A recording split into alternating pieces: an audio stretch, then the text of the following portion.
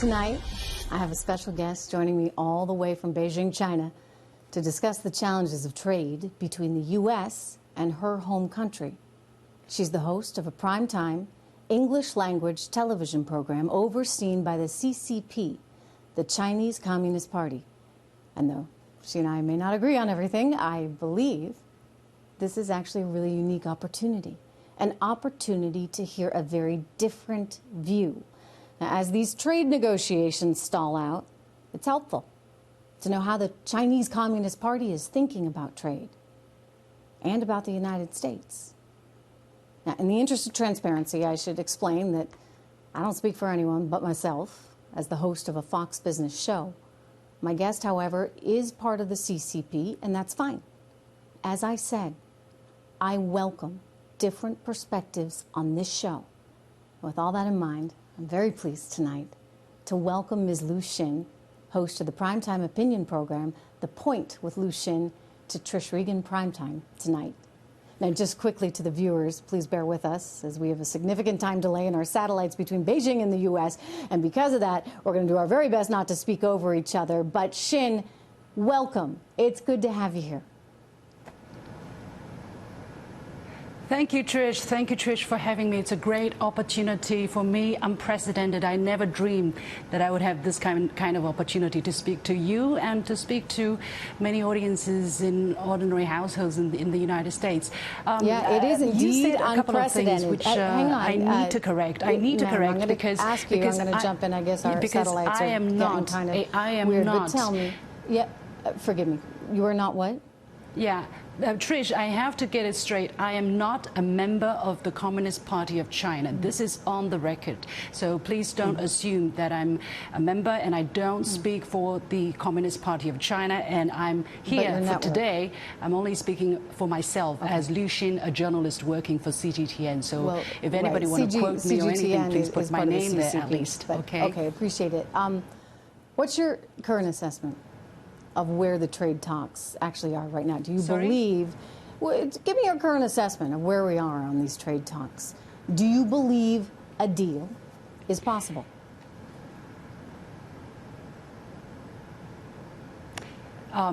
It is true that the satellite connection is not very good, but I believe that you're asking me where we are in terms of the trade negotiations.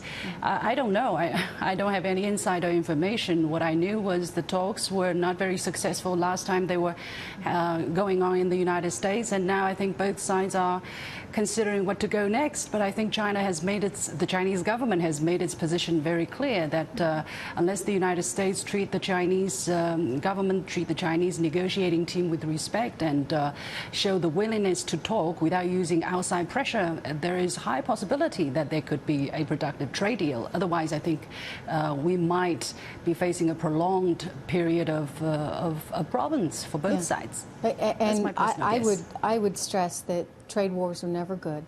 They're not good for anyone. So I want to believe, Xin, I want to believe that something can get done. And these are certainly challenging times. I realize there's a lot of rhetoric out there. But let me turn to one of the biggest issues, and that's intellectual property rights. I mean, fundamentally, I think we can all agree it's never right to take something that's not yours.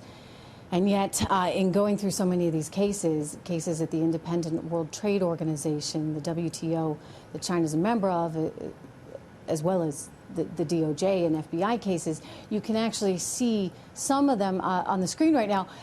There's evidence there that China has stolen enormous amounts of intellectual property, hundreds of billions of dollars worth. Now, that's a lot of money, but truly, I guess we shouldn't really care if it's hundreds of billions of dollars or just 50 cents. How do American businesses operate in China if they're at risk for having their property, their ideas, their hard work stolen? Well, I think, Trish, you have to ask American businesses whether they wanted to come to China, whether they find coming to China and cooperating with Chinese businesses has not been profitable or not, and they will tell you their answers. As far as I understand, many American companies have been established in China, and they're very profitable, and the great majority of them, I believe, plan to continue to invest in China and explore the Chinese market. Well, now, U.S. President Donald Trump's tariff makes it a little bit more difficult, makes the future a little bit uncertain.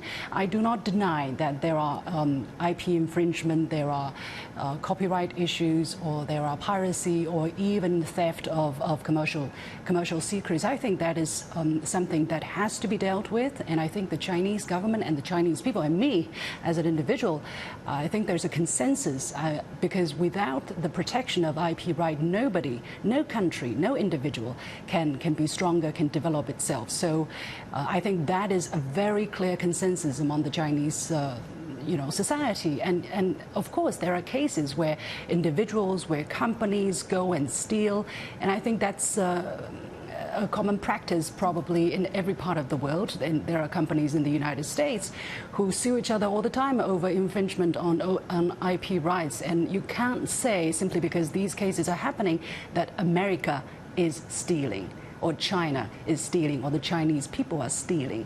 And basically that's the reason why I wrote that rebuttal, because I think this kind of blanket statement is really not helpful, really not helpful. Well, it's not just a statement, it's multiple reports, including evidence from the WTO. But let me ask you about Huawei, because that's certainly in the headlines right now. Sure, I don't deny those. No, I don't deny those. Right, I mean, look, I think, as I said, we can all agree that if you're going to do business with someone, it has to be based on trust. And you don't want anyone stealing your valuable information that you've spent decades working on. Anyway, no. China passed a law in 2017 requiring tech companies to work with the military and the government. So it's not just individual companies, right, that might be getting access to this technology. It's the government itself, which is an interesting nuance. But I get that China is upset that Huawei is not being welcomed into the U.S. markets. I totally get it. So let me just ask you this. It's an interesting way to think about it. I think, what if we said, hey, sure, Huawei, come on in. But here's the deal. You must share all those incredible technological advances that you've been working on. You got to share it with us. Would that be okay? I think it is, if it is through cooperation, if it is through mutual learning, if it is through, if you pay for the use of this IP, of this high technology, I think it's absolutely fine. Why not? We all prosper because we learn from each other. I learned English because I had American teachers. I learned English because I had American friends. I still learn how to do journalism because I have American copy editors or editors.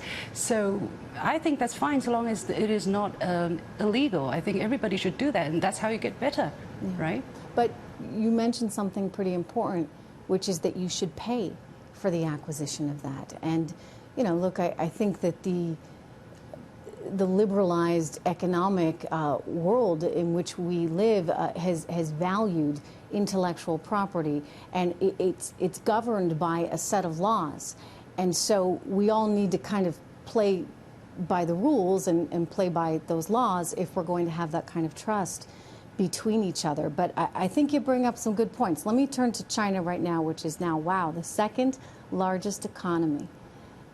At what point will China decide to abandon its developing nation status and, well, stop borrowing from the World Bank? Well, I think this kind of discussion is going on, and I've heard very live discussions about this. And indeed, there are people talking about China already becoming so big. Why don't you just grow up? Basically, I think you said it in your program as well. China grow up. Well, I think we want to grow up. We don't want to be, dwarfed or poor, or underdeveloped all the time. But it depends on how you define developing country, right? If you look at China's overall size, the overall size of the Chinese economy, yes, we are very big, the world's #1. But don't forget, we have 1.4 billion people. That is over 3 times the population of the United States. So if you divide the second largest overall economy in the world, basically when it comes down to per capita GDP, we're I think, less than 1/6 of that of the United States, and even less than some other more developed countries in Europe. So you tell me, where should we put ourselves? This is a very complicated issue because per capita, as I said, is very small, but overall it's very big. So we can do a lot of big things, and people are looking upon us to do much more around the world. So I think we are doing that. We're contributing to the United Nations. We are the world's biggest contributor to the UN peacekeeping missions, and we're giving out donations and humanitarian aids and all of that because we know we have to grow up. And Trish, thank you for that reminder. Let's get to the tariffs. I've seen some of your commentaries too, and Xin, I appreciate that you think China could lower some of its tariffs. I watched you say that, and I'm totally in agreement with you. In 2016, the average tariff, effectively a tax, that was charged on an American good in China was 9.9%. Now, that was nearly 3 times what the U.S. was charging.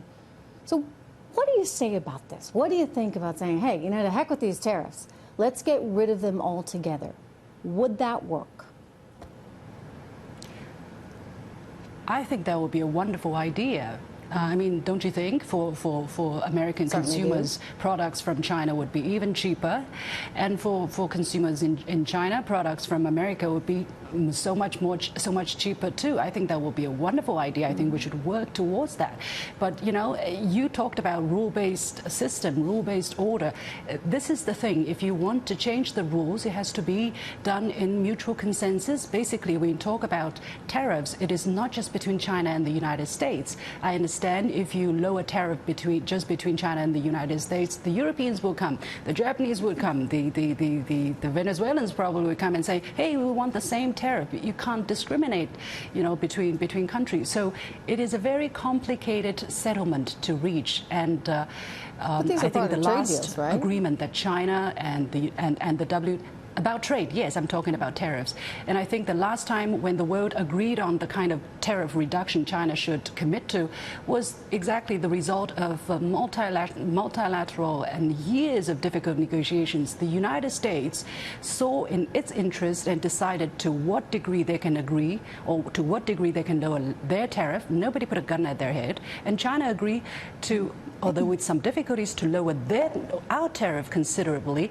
It is all the decision of countries according to their own self-interest. Now things are different. Yes, I agree. 20 years later, what are we going to do? Maybe these old rules need to be changed. You know what? Let's talk about it. Let's do it according to the rules, the same rules. If you don't like the rules, we'll change the rules. But again, it has to be a multinational, a multilateral decision I process. would just say, you know, you can go back to the trade agreement of 1974, Section 301. There is a rule that enables the United States to use tariffs to try and influence the behavior of China should it be stealing our intellectual property. And that, I think, in some ways is part of what this all comes back to, and it's this sense of trust. And I hear you on the forced technology transfer, and I think that some American companies perhaps have made some mistakes in terms of being willing to overlook what they might have to give up in the near term. But this is an issue, I think, where the country as a whole needs to step in, and we're seeing the United States do that, perhaps in a way that hasn't happened. I mean, it's been in the background.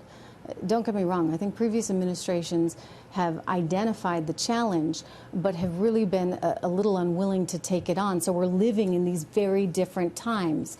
How do you define state capitalism? You mean how do I define? Sorry, I didn't hear the last. You mean forced technology transfer, or so-called state forced capitalism. Technology transfer?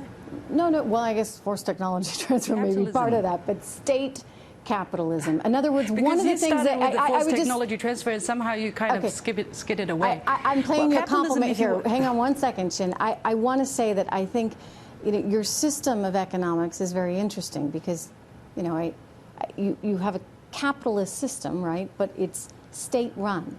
So talk to us about that. How do you define it? Well, we would like to define a socialism with Chinese characteristics, where market forces are expected to play the dominating or the deciding role in the allocation of resources. Basically, let the market. We want it to be a market economy, but there are some Chinese characteristics. For instance, some state-owned enterprises which are playing an important but increasingly smaller role, maybe in the economy. And everybody thinks that China's economy is state-owned, everything is state-controlled, everything is state. But let me tell you, it is not the true picture. If you look at the statistics, for instance, 80% of Chinese employees were employed by private enterprises. 80% of Chinese exports were done by private companies, were produced by private companies. About 65% of technological innovation were carried out by private enterprises. The largest, some of the largest companies that affect our life, for instance, some internet companies or some 5G technology companies, they are private companies. So we are, yes, a socialist economy with Chinese characteristics, but it's, not everything state-controlled, state-run. It's not like that. We are actually quite mixed and very dynamic and actually very, very open as well. Well, I think you need to probably keep being open. I think that as a free trade person myself, I think that's the direction to pursue.